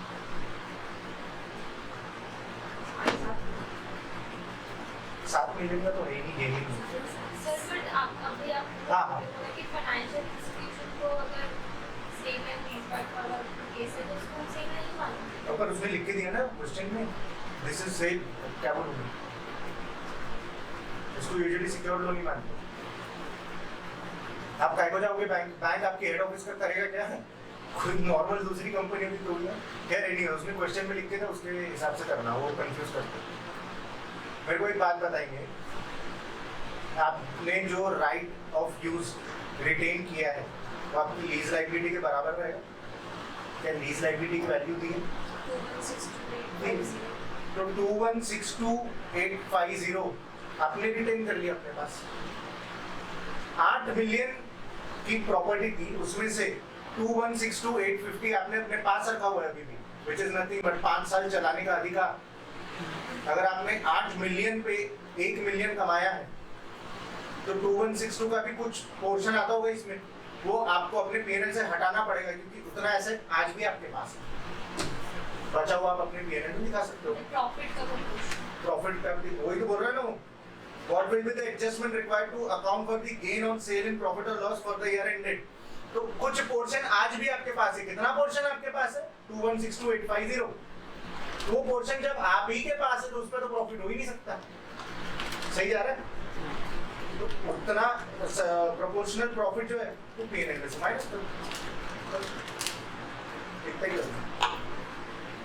2162,850 divided by 8 million into 1 million, 270 something कुछ आएगा।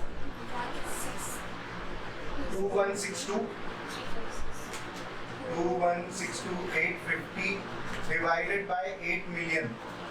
This is the proportion of asset that you have retained. 8 million का आपका एसेट था जो आपने बेच दिया और इसमें से 2162,850 का रिटेन कर लिया। 8 मिलियन पे 1 मिलियन का फायदा हुआ है तो 2162 पे कितना? वो कुछ 270 समथिंग कुछ निकल कर आएगा। 0.270 27% आ रहा है। 270 परसेंट कैसे आ सकता है?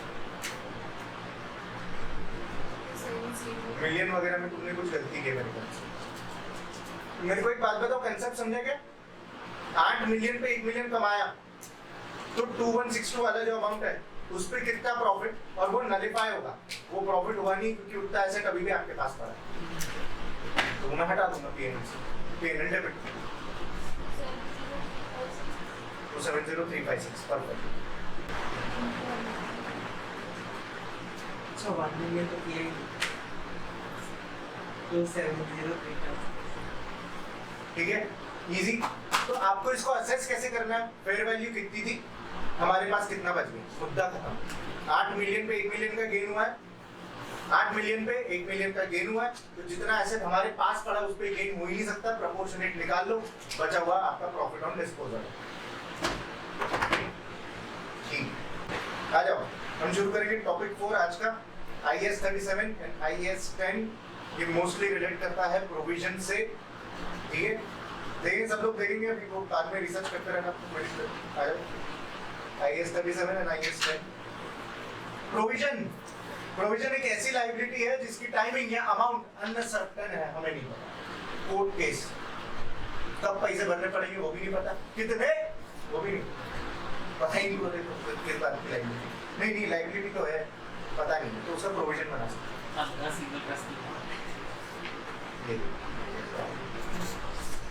recognition क्या बोल रहा है provision shall be recognized when entity has present obligation देखिए ब्रैकेट पे ध्यान देना है लीगल और कंस्ट्रक्टिव मालूम क्या डिफरेंस बताइए जिसको मालूम हो तो बताओ लीगल क्या है लीगल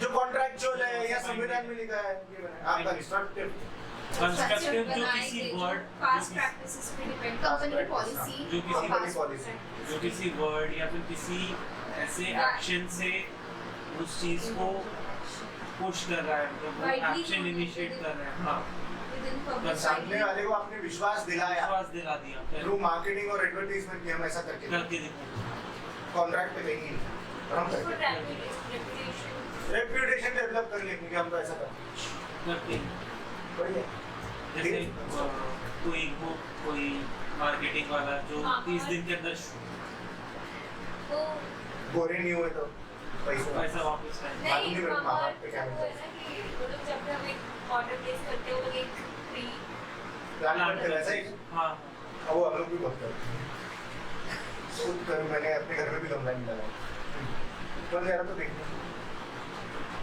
लेकिन सी मैं क्या बोल रहा कंस्ट्रक्टिव ऑब्लिगेशन अगर मैं कस्टमर पर्सपेक्टिव से बात करूँ तो बेस्ट एग्जांपल इज अमेज़न तो आपको आपके पर्चे पे कहीं लिख के नहीं देता है कि अगर आपको जूते पसंद नहीं आए तो मैं वापस ले लूँगा तो उसने एडवर्टीजमेंट किया पसंद नहीं आया तो वापस आपके इनवॉइस पे कहीं नहीं लिखा आपने 9 नंबर के जूते मंगाए उसने 10 नंबर के भेजे this is an actual mistake इसमें उसको वापस लेना तो पड़ेगा लीगल हाँ आपने 10 नंबर के जूते मंगाए नीले ही मंगाए उसने वही भेजा आपको पसंद नहीं है तो भी तो वापस ले लो ठीक है रिलायबल एस्टिमेट होना चाहिए पहले तो लायबिलिटी मतलब प्रेजेंट ऑब्लिगेशन होना चाहिए ऑब्लिगेशन ही नहीं है तो क्या प्रोविजन मतलब there should be an existing और अ पॉसिबल लायबिलिटी ना तभी तो प्रोविजन बनाओगे वरना कहां से अच्छा उसका कुछ तो एस्टिमेट होगा दादा कुछ दुनिया का कहीं से कुछ लॉजिक लगा के अंधाधुन 2 करोड़ 5 करोड़ कुछ तो अमाउंट होगा तेरे पास जिसका प्रोविजन बना सकूं एस्टिमेट ही नहीं है फिर क्या करेंगे बोले लायबिलिटी आने वाली पर एस्टिमेट भी नहीं कर रहा तो क्या प्रोविजन नहीं कर पाओ फिर क्या बोल रहा प्रोबेबल आउटफ्लो होना चाहिए मेरा फेवरेट आउटफ्लो मैंने काय का एग्जांपल दिया था क्लास में दिया था कि एग्जांपल की ऑब्लिगेशन भी हो सकता है सॉरी बहुत बार दो देशों के बीच में कुछ तो भी लफड़ा हो जाता है बीच में यूएन टाइप की इंटरनेशनल बॉडी आती है इसको बोलेंगे चल इसको सॉरी बोलते खत्म कर आउटफ्लो तो हुआ सालों साल पर केस इसका टॉपिक नहीं था इमोशनल आउटफ्लो होता है कोई बड़ी बात नहीं केस भी चल रहा था एक कंट्री को अपनी बैलेंस शीट में लगाना चाहिए था प्रोविजन पर सॉरी बोल के काम करेंगे तो ऐसा भी होता है तो मतलब क्या क्या तीन क्या क्या पहली बात कुछ लायबिलिटी बननी चाहिए लीगल और कंस्ट्रक्टिव के मतलब एक ऑब्लिगेशन बनना चाहिए लायबिलिटी नहीं ऑब्लिगेशन बनना चाहिए ठीक है दूसरा क्या बेटा कुछ एस्टिमेट हो तीसरा आउटफ्लो ठीक है इसको ध्यान रखो कुछ बनता है कि इसमें से ऑब्लिगेशन का ओ एस्टिमेट का ई आउटफ्लो का ओईओ नहीं इसमें बना नहीं शॉर्टकट तो नहीं बनता है कोई बात नहीं मैं सॉरी मैं नहीं बना पाया शॉर्टकट ओईओ आर एक आता बीच में शायद मैं ओरियो कर सकता था चलो if these conditions are not met no provision shall be recognized ठीक है प्रोविजन बहुत आप लोग हल्के में ले रहे हो प्रोविजन को ऐसी बात नहीं है प्रोविजन सबसे पहले आप लोग ने अपनी कॉमर्स लाइफ में जो लोग कॉमर्स बैकग्राउंड से उन लोग ने पढ़ा होगा प्रोविजन फॉर डाउटफुल डेट 12वीं तक ही ठीक लगता है वहीं पे दुनिया में वैसा प्रोविजन आप नहीं बना सकते इतने जो स्टैंडर्ड्स है वो इतने ज्यादा स्ट्रिक्ट हो गए कि ऐसा आएंगे ऐसे तो कोई भी कितने का प्रॉफिट हो रहा बोले 2 करोड़ 2 करोड़ का प्रोविजन फॉर डाउटफुल डेट हम टैक्स पास कर रहे हैं मतलब प्रॉफिट 0 कर दो टैक्स ही नहीं भरना पड़ेगा ऐसे नहीं होता प्रोविजन इसलिए वो गाइडलाइन लाने के लिए ऐसे किया है कोई भी आएगा कुछ भी बोलेगा अपने ही रिश्तेदार को बोले एक काम कर मेरे को कोर्ट केस कर दे है ना कोर्ट केस किया प्रूव करने को पेपर भी बोले अरे हमको तो लग रहा हमको इसको 2 करोड़ देने पड़ेंगे प्रोविजन तो ऐसा नहीं बाहर में सेटलमेंट भी करके वो केस भी वापस ले लेंगे बोले चलो हो गया टैक्स 0 अपने रिश्तेदार को पकड़ा 1 लाख रुपए इतना टैक्स बचा नहीं तो ऐसा प्रोविजन इसलिए ये सब स्टैंडर्ड बनते हैं क्यों मतलब ये अपना प्रोविजन देखो प्रोविजन IFRS 9 IFRS 15 ये कुछ ऐसे स्टैंडर्ड्स हैं जो हर जगह एप्लीकेबल है पीपी बहुत सी कंपनी में नहीं दिखेगा राइट सॉफ्टवेयर टाइप की कंपनी रही, वर्क फ्रॉम होम टाइप का चलते रहा, आएगा तो ऑफिस प्रेमाइस ही नहीं है, ना ऑफिस प्रेमाइस है ना वहाँ फर्नीचर है, कुछ भी नहीं है, तो हो सकता है पीपी है ही नहीं, एक बार का पीपी भी नहीं दिखेगा, लेकिन रेवेन्यू हर जगह, प्रोविजन हर जगह, वो IFRS 9 financial instrument receivable payable कुछ तो होगा ना हर जगह। तो ये कुछ स्टैंडर्ड है जो हर जगह लागू होते हैं, इनको बहुत ध्यान से मतलब at least if not from exam perspective आपको अपनी प्रैक्टिकल लाइफ में इनको भी मतलब जब भी आप ऑडिट या रिपोर्टिंग के रोल में जाओगे इनको ध्यान रखना पड़ेगा, ये हमेशा आपके रेडी रेफरेंस में होने चाहिए। की पॉइंट टू रिमेंबर, क्या बोल रहा है, लायबिलिटी कैन बी लीगल और constructive. Here the business creates a reasonable expectation based on prior experience regardless of whether performing the work is legally required or not. Example, refunds by Amazon. क्योंकि मैं कुछ brand names बोल नहीं सकता video पे, मेरे video पे strike आ जाएगा, इसलिए Amazon, ठीक है। Provision should be quantified using expected values. वो probability से linked होता है कि there are 20% chances कि हमको 1 लाख देने पड़ेंगे, there are 50% chances कि हमको 2 लाख देने पड़ेंगे, there are 30% chances कि हमको 8 लाख देने पड़ेंगे। तो हर चांस को हर प्रोबेबिलिटी को उसके रिस्पेक्टिव अमाउंट से मल्टीप्लाई करके एक एवरेज निकाला जाए, उसको बोलते हैं एक्सपेक्टेड वैल्यू। उस पे न्यूमेरिकल आएगा तो बताऊंगा, नहीं आएगा तो नहीं बताऊंगा, ठीक है। एग्जांपल है provision to repair products within a year of purchase, within a year of purchase. तो सर जितने लोगों ने आपसे खरीदे होंगे उनका ही रिपेयर होगा, जो 2 साल पुराने उनके रिपेयर की जिम्मेदारी आपकी नहीं है, 2 साल हो गए फॉर ईयर ऑफ परचेज। तो उस हिसाब से इसकी कैलकुलेशन होता है, एक्सपेक्टेड वैल्यूज पे होता है। इसके काफी कॉम्प्लेक्स सिस्टम्स होते हैं, इतना आसान नहीं होता जितना मैंने बताया, पर हाँ इसके कुछ कैलकुलेशन होता है जो आपको वेरीफाई करवाने पड़ते हैं अपने ऑडिटर से। There should be no provision if the occurrence is not likely to occur. Occurrence is not likely to occur. क्या बात है? The corporation should instead record a contingent liability if liability is possible. Contingent liability को हम provision नहीं दिखाते हैं, contingent liability एक disclosure बनके हमारी बैलेंस शीट में दिखता है, बैलेंस शीट नीचे, बैलेंस शीट के नीचे या नोट्स टू अकाउंट्स में जो पॉसिबल तो रहती है ना लायबिलिटी सर, liability contingent आयो। Contingent liability is a possible obligation that arises from past events and whose existence will be confirmed only by occurrence or non-occurrence. अरे ये non-occurrence शब्द इन्होंने मिला दिया है नोट्स में, वो non-occurrence लग रहा। Non-occurrence of one or more uncertain future events not wholly within the control of entity. काफी सारे भाग हैं इसमें। पहले तो बोल रहा है कि आपके किसी पास्ट इवेंट की वजह से ये भूचाल आया आपकी जिंदगी में। Past event, Johnson and Johnson का एग्जांपल लेते हैं, पाउडर बेच दिया बच्चों वाला, डुबली नहीं बात, तुम लोग छोटे थे, तुम लोग ही थे, वो याद है हमको, possible obligation that arises past event क्या है, रेवेन्यू अपनी सीट उस पाउडर से बच्चों को यहाँ रैशेज होने लग गए। ओ भाई गड़बड़, ठीक है। अब रैशेज हुए, माँ बाप ने की कंप्लेन फाइल, ये केसेस उस existence will be confirmed only by occurrence of case में क्या निकल कर आता है कि बच्चे शरीर में कुछ इशू था कि माँ बाप ने किसी चीज में जॉनसन मिलान बच्चे को लगाया था, हमको भी नहीं पता, तो वो एग्जिस्टेंस बाद में ही कंफर्म हो। पहले बार तो कोर्ट केस करेंगे कि नहीं करेंगे, हो सकता है पीछे सेटल कर ले, हमें नहीं पता। तो कुछ चीज़ों का अकरेंस या नॉन अकरेंस हमें नहीं पता और हमारे कंट्रोल में भी नहीं है ना। हम बोल सकते हैं कि हम जाके केस बुक करो, वो नहीं करेंगे, वैसा नहीं होता। उनको केस कर रहा है, वो करेंगे। सो मेनी कस्टमर्स ना, आप कितनों को समझाओगे? तो अकरेंस और नॉन अकरेंस इसमें one or more uncertain future events not wholly within the control of it. ठीक है, समझ रहे क्या आयशा को? ये पढ़ के आएगा तुम लोग ये चैप्टर? ये तो मन बना के बैठी थी कि जब ये आदमी पढ़ाएगा रिवीजन लेगा तब से। नहीं सर, मेरा भी स्टार्टिंग की था, फर्स्ट रिवीजन कंसोलिडेशन कैंसिल हो गया, स्टार्टिंग के इधर से फर्स्ट बीच के हाँ, मेरा भी बीच का ही पार्ट बचा है। आपका भी बीच का ही बचा होगा? हाँ बचा है तो सर अभी तो पढ़ाई है वो, हाँ क्या मेरा हो गया होगा 2 बार नहीं बचा होगा, फिर से पढ़ लो। एक बार सब पढ़ा। ठीक, ये रेवेन्यू छोड़ सर, और वो एक कंसेप्चुअल और वो भी और फिर ये भी। बस दो। A present obligation that arises from past event but is not recognized because it is not probable that an outflow of resources embodying economic benefits will be required to settle the obligation or amount of obligation cannot be measured with sufficient reliability। वही example है कि आपका past event तो हुआ है, कुछ पंगे भी हुए हैं, लेकिन हो सकता है कि इकोनॉमिक आउटफ्लो नहीं होगा या एस्टिमेट करते नहीं जाना, दोनों में से कुछ है। ठीक है। कंटिजेंट लायबिलिटी, कंटिजेंट लायबिलिटी का मतलब समझो वो कुछ अकरेंस या नॉन अकरेंस में हमको पता चलेगा कि ये क्या हमें पैसे देने नहीं देने कितने देने बाद में पता तो चलेगा लायबिलिटी कभी कभी कभी कभी, ठीक है। उसको क्या बोलते हैं रिकॉग्नाइज ना करने के लिए दो रीजन है। पहला तो ये कि दादा आप रिलायबली मेजर नहीं कर पाए, दूसरा आपको मालूम नहीं कि इकोनॉमिक आउटफ्लो है या नहीं है, ठीक है। Okay, the contingent liability is disclosed as a note to accounts only, no entries are made in the financial statement other than this disclosure, ये बात ध्यान रखनी है। समरी टेबल एक बार फटाक से क्विकली रीड कर लेंगे। Summary table probability outflow inflow, इसमें दोनों एसेट्स एंड लायबिलिटीज कवर्ड है। आउटफ्लो मतलब आपकी लायबिलिटी हो गई, इनफ्लो मतलब आपके एसेट्स हो गए। उसके बाद एक क्वेश्चन है, उसकी तरफ पढ़ेंगे। गीत समझ में आ रहा है क्या बेटा?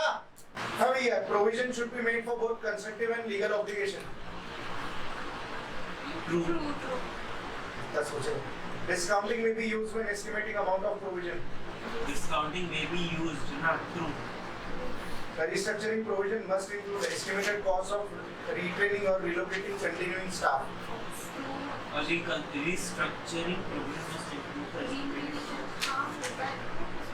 कंटिन्यू स्टॉप कर Continuing staff का रिस्ट्रक्चरिंग होता है। आएगा, जिनको नहीं समझा कोई बात नहीं, इसके बाद रिकंस्ट्रक्शन पर फिर आएंगे। डिस्काउंटिंग होती है होती है तब पढ़ के आ रहे हैं।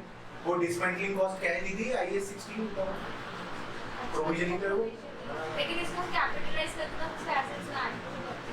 ये प्रोविजन अरे उसकी लायबिलिटी रिकॉग्नाइज करते ना अपन, एसेट में ऐड करते, लेकिन उसको क्रेडिट कहाँ करते? लायबिलिटी में। और वो लायबिलिटी हर साल बढ़ाते रहते ना। तो फिर तो नलीफाई हो गया। नलीफाई कैसे होगा? आपने यहाँ पे एसेट बुक किया, वो अब एसेट का पार्ट हो गया, अलग से डेप्रिशिएट होते जा रहा है, उसको भूल जाओ। यहाँ पे जो लायबिलिटी है वो हर साल कुछ ना कुछ अनबाउंड होते जाएंगे और उसका फाइनेंस कॉस्ट अलग से पीएनएल में जा रहा है। हाँ, लास्ट वाला restructuring provision may only be made when a company has placed plan for restructuring and has communicated to interested parties of firm intention to carry out. Falls. पहली बात कि जब डिटेल प्लान होता तो प्रोविजन बनाने की जरूरत नहीं पड़ती, मतलब प्रोविजन तो कंटिंजेंट हो जाता ना, तो वो। और सेकेंडली 3 ट्रू में ज्यादा फॉल्स होता ही था। अरे थर्ड वाला फॉल्स है। थर्ड वाला फॉल्स क्यों है? क्यों था? Continuing staff falls. जो स्टाफ ऑलरेडी एग्जिस्टेंट है हाँ। वो रिस्ट्रक्चरिंग प्लान में अगर आते हैं तो उनसे रिलेटेड जो भी खर्चे हैं वो उसको प्रोविजन में। नहीं है थर्ड वाला इज फॉल्स, फोर्थ वाला ट्रू। वही तो पूरे फोर्थ वाला फोर्थ ट्रू है, थर्ड अबे यार Four true. कोई बात नहीं, रिस्ट्रक्चरिंग वाले पॉइंट्स पे मैं अभी ध्यान नहीं दूंगा क्योंकि आगे जाके पढ़ना है। आगे मतलब बस 2 मिनट जरूर पढ़ना है। गीत आई होप आपको समझ में आ रहा है। बस अभी 2 मिनट में मैं रिस्ट्रक्चरिंग शुरू करूंगा, डोंट वरी। आ जाओ, guarantees. A provision should be made for this guarantee if it is probable that payment will have to be made. It may otherwise require disclosure as contingent liability. कुछ भी नहीं समझाऊंगा, ध्यान दीजिए। गारंटीज, कभी कभार कोई और लोन लेता है और हमारी कंपनी उसका गारंटर बन सकती है। बैंक बोलेंगे गारंटर लेकर आ, और हम गारंटर बन गए। हमने पैसे दिए क्या? नहीं दिए। हमारे नाम पे लोन है क्या? नहीं है। लेकिन हमने जिसके लिए गारंटी दी है उसने डिफॉल्ट किया तो पैसे हमको देने पड़ेंगे, पैसे हमको शायद देने पड़ेंगे, इसलिए थोड़ा कंटिजेंट लायबिलिटी कर दो। और अगर ऐसा लग ही रहा कि भैया जो है वो प्लीज करने वाला, अगर ऐसा लग ही रहा कि अपना बंदा जिसके लिए अपन ने गारंटी ली है वो डिफॉल्ट करने वाला, तो प्रोविजन ही बना। समझ रहे सबको? Contingent liability, yes sir, guarantee is a contingent liability. Yes sir. लेकिन अगर आपको लग रहा है कि आपने जिसके लिए गारंटी ली है वो एक तो भी गौतम बजाज है, तो फिर प्रोविजन बनाने वाला जरूर नहीं होगी भी यहाँ पे। गाड़ी मतलब बेचारा। फ्यूचर ऑपरेटिंग लॉसेस, अरे फ्यूचर वो बोल रहा है कि मेरे को आज से 3 साल बाद लॉस होने वाला, उसका प्रोविजन मैं आज से बना के रखूं। अरे बोले क्या पागल है क्या? जब तेरे को पता है कि तेरे को 3 साल बाद लॉस होने वाला, आज ही कंपनी बंद करो। अवॉइडेबल चीजों का कोई प्रोविजन नहीं बनता। ऑनरस कॉन्ट्रैक्ट्स याद है किसी को? रेवेन्यू पड़ेगा, हाँ, उस दिन कितना कॉस्ट ज्यादा रेवेन्यू कम, उसको बोलते हैं ऑनरस कॉन्ट्रैक्ट। बेनिफिट्स का हाँ, जितना खर्चा ज्यादा होने वाला उससे मिलने वाले पैसे कम। जिस दिन भी रियलाइज हो जाए पूरा लॉस एक बार में पीएनएल में डाल दीजिए। लेकिन Environmental provision. A provision will be made for future environmental costs if there is either a legal or constructive obligation to carry out the work. This will be discounted to present value at a pre-tax market rate. I hope जिनको discounting की दिक्कत थी उनको समझ में आ गया. Environmental cost रहते हैं बहुत सारे mining वाइनिंग में ज़्यादा होते हैं. ठीक है? Okay, restructuring. A restructuring is a program that is planned and controlled by management and materially changes either the scope of business undertaken by an entity or the manner in which that business is conducted. पूरा भूगोल ही बदल दिया आपने अपने business का, उसको बोलेंगे restructuring. Management का एक वेल प्लान्ड मूव होता है. ठीक है, मान लो आज तक आपके रिटेल आउटलेट थे, कल से आप ई-कॉमर्स पे चले गए, पूरे आउटलेट बंद हो गए, सिर्फ वेबसाइट चले. रिस्ट्रक्चर कर जी. A provision may only be made. ध्यान से पढ़ना है, नहीं तो फिर आंसर गलत होते हैं. ध्यान से पढ़ोगे. A detailed, formal and approved plan exists and the plan has been announced to those affected. याद रखना, शेयर होल्डर नहीं बोला उसने बोला those affected. इसमें सब आ गए. बैंक से लोन लिया, बैंक को बताओ. क्रेडिटर वालों से वो सामान लेके बैठे हो, क्रेडिटर को बताओ. स्टाफ को बताओ, देश को बताओ.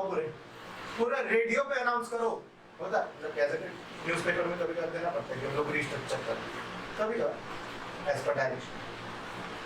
This coming, the provision should include direct expenditure arising from restructuring, exclude costs associated with ongoing activities. वो पगला हो जाएंगे इसी को ले कैच करने में.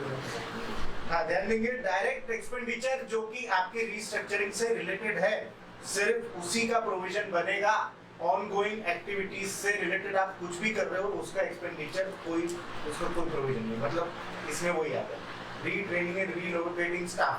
आपने पूरा धंधे का भूगोल बदल दिया, नागपुर से इंदौर शिफ्ट हो गए, यहाँ का स्टाफ इंदौर ले गए, तो उसका कोई प्रोविजन नहीं. क्योंकि वो ऑलरेडी था पहले से. स्टाफ पहले से था, नागपुर की जगह इंदौर है. सिंपल है. क्वेश्चन करेंगे. हाँ अगर से ट्रेनिंग का तो अगर से ट्रेनिंग का तो एक्स्ट्रा कॉस्ट होगा ना. हाँ, वहाँ नहीं करना. उसी उनका बोलने के यही स्टाफ है, ये स्टाफ यही है, आपका बेस यही है. इन्हीं को ट्रेन किया, कोई नया स्टाफ आया उसको ट्रेन किया तो हाँ प्रोविजन. फिर जो छोटे चाहिए वो उनको भी पैसा दे, रिडंडेंसी. वो भी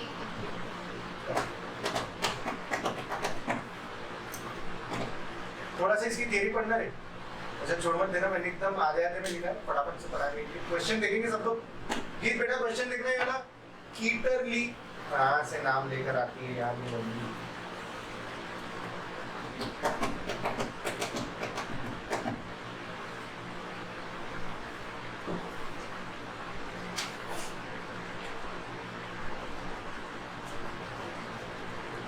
सर इसमें ये बोल रहा है कि इसकी प्रेजेंट वैल्यू $2 मिलियन है, जो वो क्या नाम है उसका फर्दर जो डिस्मैंटलिंग रहेगा उसका प्रेजेंट वैल्यू $2 मिलियन है.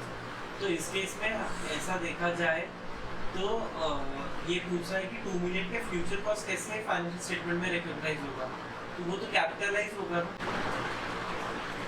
कि उसको डायरेक्टली एक्सपेंस ऑफ करेंगे. 2 मिलियन कैपिटलाइज होगा प्रोविजन बना देंगे. अरे मेरे को एक बात बताओ. प्रोविजन नहीं, वही सुनो. ऑप्शन ए है. ध्यान से सुनो. आपने 6 मिलियन का एसेट खरीदा. हाँ. उसकी एंट्री क्या होगी? Asset account debit to cash bank. Cash bank 2 million. 2 million को कैपिटलाइज करना है. हाँ. एसेट अकाउंट डेबिट तो कर दूँ, क्रेडिट का करूँ. एग्जैक्ट. प्रोविजन. हाँ तो प्रोविजन भी सर डेबिट होगा. प्रोविजन क्रेडिट होगा. हाँ. हाँ प्रोविजन बना रहे हैं. ऐसे नहीं है कि ऐसे नहीं है, ऐसे कैश टू ऐसा कर सकते. पुलिस जाए पहुंचा दो. जमा बेटा ये क्वेश्चन. ठीक है, ये आंसर बेटा. थोड़ा सा iPad पे भी चेक करो तो तक पहुंच जाए. सर अगर सेपरेट एंट्री करेंगे प्रोविजन से अलग तो उसके लिए तो हम कैसे करें. 6 million asset debit to bank, 2 million asset debit to provision. क्या हो गया भाई? आप क्वेश्चन पूछने के बाद मुझे भी समझ. हाँ वो मेरे साथ भी एक्चुअली में वही हुआ. मैं क्वेश्चन पूछ रहा था, पूछते पूछते मेरा ध्यान गया, मैंने पूरा क्वेश्चन ही नहीं पढ़ा था. फिर मैंने आपको पूछते पूछते ये जेन्युइन है, मैं बता रहा हूँ. अपन जोक्स में कर रहे हैं, वो जेन्युइन प्रॉब्लम है हमारी. क्वेश्चन पूरा ना पढ़ना, मतलब बच्चों से जब पूछा जाए कि भाई एक क्वेश्चन दूं और उससे एक आंसर मिलेंगे, ये आंसर क्यों आया। तो आधा टाइम तो यही बोलेंगे कि सर मैंने क्वेश्चन ठीक से नहीं पढ़ा है, पूरा नहीं पढ़ा। ये एसीसी वालों ने भी लिखा, वो पढ़ते ही नहीं ठीक से। इसलिए मैंने बोला जो वो ब्रैकेट वैकेट में लिखा है तो सब ध्यान से रगड़ के पढ़ना उसको। हाँ आ जाओ, बहुत टाइम बस छोटा सा एक पॉइंट बचा है, आई थिंक हार्डली 10 मिनट का बचा, तो छुट्टी कर लेंगे। I guess 10 events after reporting period. Events after reporting period, अरे ये कौन सी बताओ, जो फाइनेंशियल ईयर तो खत्म हो गया, रिपोर्टिंग पीरियड के बाद बातें हुई, लेकिन बोर्ड ऑफ डायरेक्टर्स ने एफएस अप्रूव की उस दिन के पहले तक, मतलब एफएस अभी तक अप्रूव नहीं है, उस बीच कोई घटना घटित हो जाए तो यहाँ पर आएंगी इवेंट्स आफ्टर रिपोर्टिंग पीरियड। लेकिन इसमें भी दो टाइप की इवेंट है, एडजस्टिंग एंड नॉन एडजस्टिंग। इसमें दो टाइप की इवेंट्स है, adjusting and non adjusting. Non adjusting event मतलब ऐसी जिसका पिछले साल से कोई ताल्लुकात नहीं था, वो हुई इस बीच है, उसका पिछले साल से कोई ताल्लुकात नहीं था। कोर्ट केस, आपका साल 31 दिसंबर को खत्म हो गया फॉर एग्जाम्पल, और आपके डायरेक्टर्स ने बोले 3-4 महीने, अच्छा मार्च में 31 मार्च को आपके डायरेक्टर्स ने एफएस अप्रूव कर दी, कुछ 2 फरवरी को आपके कोर्ट केस हो गया। कोर्ट केस जिस चीज से रिलेटेड हुआ था वो ट्रांजैक्शन जनवरी में हुआ, नॉन एडजस्टिंग इवेंट, इसका पिछले साल से कोई लेना देना। लेकिन आपके पास एक रिसीवेबल था, आपकी 31 दिसंबर की जो फाइनेंशियल स्टेटमेंट है उसमें आ रहा था, फरवरी में रिपोर्ट आई कि ये बंदा कंगाल हो चुका है, एडजस्टिंग। क्यों? क्योंकि वो आपका रिसीवेबल था 31 दिसंबर को।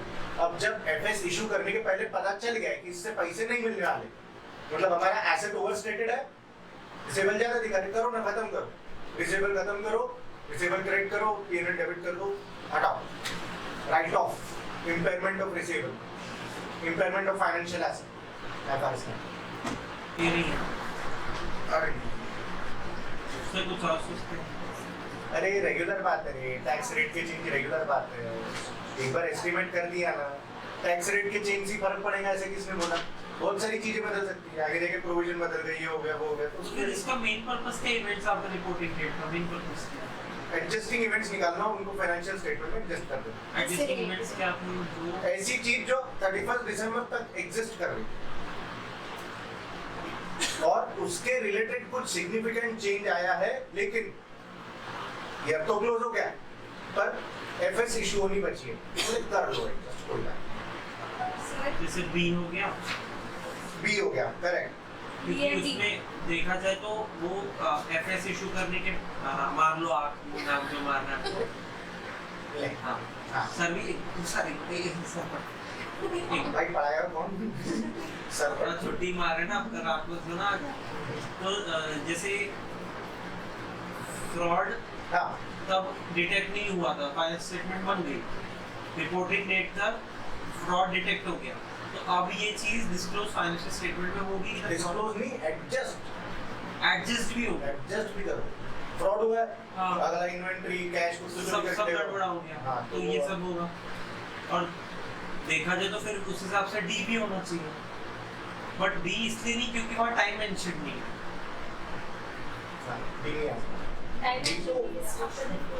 तुम मेरे को एक बात बताओ, तुमको 31 दिसंबर को मालूम था क्या कि फरवरी में कभी तो भी आग लगने वाली, बोले पूरी फैक्ट्री फट जाएगी, नहीं पता था ना, तो एकदम से लगी और हो गया वो, ऐसी चीजें तो कभी नहीं आती, एक्ट ऑफ गॉड नहीं आती, बी और सी बी और सी।